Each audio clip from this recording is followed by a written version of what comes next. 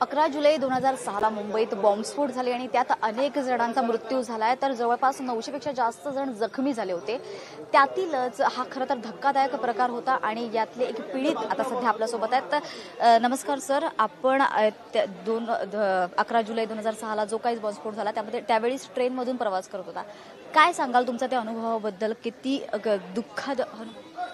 Actually मी त्यावरून ऑफिसवरून सुटलेलो आणि घरी त्याला ट्रेन पकडलेली। जी ट्रेन पकडली तर मला आतमध्ये त्याला गर्दी होती, मी बाहेरच उभा राहतो। हा हात माझा वरती होता आणि जेव्हा जोगेश्वरी स्टेशनला ट्रेन आली आणि पिकअप घेते त्याच्यातच ब्लास्ट झालं, तर ट्रेन पुढे गेली नाही।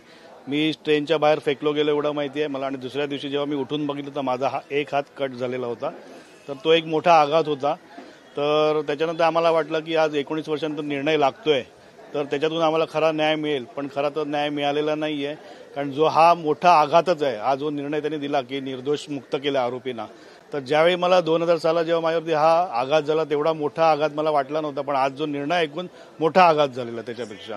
तर मला वाटतं की खरे जे आरोपी आहेत ते सरकारने आणि पोलिसांनी शोधून काढून त्यांना योग्य ती फाशीची शिक्षा द्यावी, हीच माझी विनंती आहे सरकार। नक्कीच, तुम्ही जे आता म्हणालात की जो तो आघात ज्यावेळेस जो अपघात झाला होता, त्या जो इन्सिडेंट झाला होता त्याच्यापेक्षा जास्त मोठा आघात होता जो आजचा मुंबई उच्च न्यायालयाचा निर्णय होता।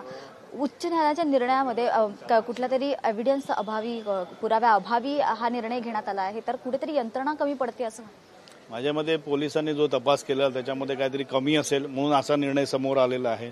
तर माझ्या मते ह्याच्यावरती परत एक नवीन कमिटी बसवून त्यांनी ह्याची पूर्णपणे पडताळणी करायला पाहिजे। त्याच्यानंतर परत एकदा कोर्टापुढे सादर करायला हवा की खऱ्या आरोपींना पकडा किंवा जे पकडल्यात त्यांची शहनिशा करून त्यांना लवकरात लवकर फाशीची शिक्षा तरी द्यावी, ही आमची विनंती आहे। सुप्रीम कोर्टाकडे देखील मागणी करणार आहात, त्याचबरोबर तुम्ही देवेंद्र फडणवीस यांना देखील भेटणार आहात, नेमकं काय मागणी असणार आहे तुमची यावेळी? आम्ही त्यांच्याकडे तेच सांगणार आहे ना की खऱ्या आरोपींना लवकरात लवकर शिक्षा मिळाली पाहिजे आणि हा जो निर्णय तुम्ही 19 वर्षानंतर दिला, एक तर एवढ्या उशिरा, तो पण आम्हाला अमान्य आहे।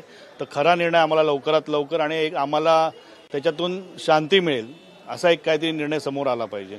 तर हे होते आपल्यासोबत 11 जुलै 2006 चे पीडित आणि त्यांनी सांगितलेली त्यांच्या अनुभव हा खरंच प्रत्येकाच्या अंगावर शहारा येण्यासारखा आहे। मात्र आता सध्या मुंबई उच्च न्यायालयाने जो निर्णय दिलाय त्यावरून तरी त्यांना जास्त धक्का बसल्याचे या ठिकाणी दिसून येत आहे। व्हिडिओ जर्नलिस्ट संतोषसह मी प्रतीक्षा, आवाज इंडिया मराठी।